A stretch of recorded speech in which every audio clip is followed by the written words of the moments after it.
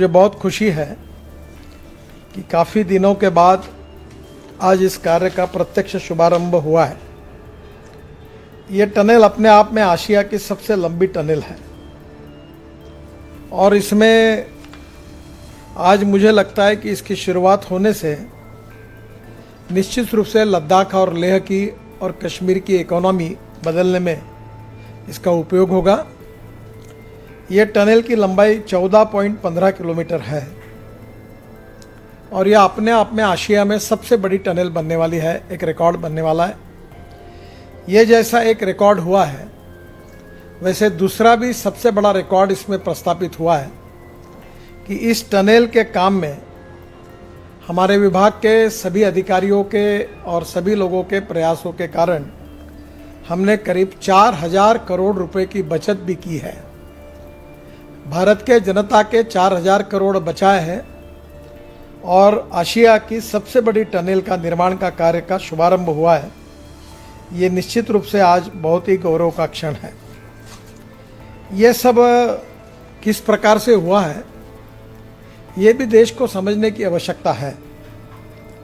जोजिला सुरंग मार्ग के लिए 2013 में हमारी सरकार आने के पहले कैबिनेट ने बीओटी मोड पर 2,240 करोड़ मंजूर किए थे यूपीए सरकार ने, पर क्योंकि इस मार्ग पर 2000 पीसीयू ट्रैफिक था इसलिए टोल नहीं होने के कारण 4 बार टेंडर निकाला गया। 4 बार। पहला कॉल जो हुआ था 2014 में आया, सिंगल बीड, रिजेक्ट किया। दूसरा कॉल 2014 में आया, सिंगल बीड, रिजेक्ट किया। तीसरा कॉल अक्टूबर 2015 हमारे काल में आया, फिर भी सिंगल ही बीड आया और आईआरबी को मिला था, वो भी हमने तुरंत वो भी रिजेक्ट किया। फिर चौथा कॉल आया मार्च 2016 में, उसमें कोई रिस्पांस नहीं आया और इसलिए ये सब स्टडी करने के बाद हमने ये अध्ययन किया कि ये क्यों हो रहा है। तो हमारे टेक्निकल और फाइनेंशियल क्वालिफिकेशन थे उसमें लोग ही नहीं बैठते थे और इसके कारण विदेशी कंपनियां आती तो ठीक है, नहीं तो हमारे यहाँ कोई काम ही नहीं कर सकता था।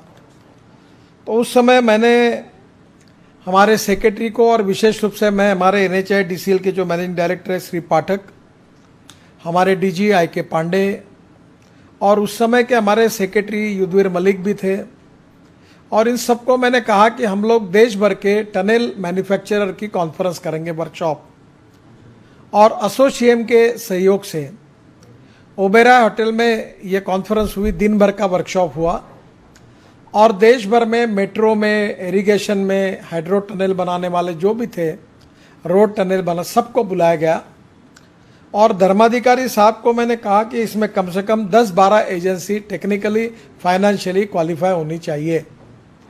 ये टेक्निकल नॉर्म बदलो। और मुझे इस बात की खुशी है कि हमारे अधिकारियों ने, NHAI-DCL के अधिकारियों ने बहुत मेहनत की।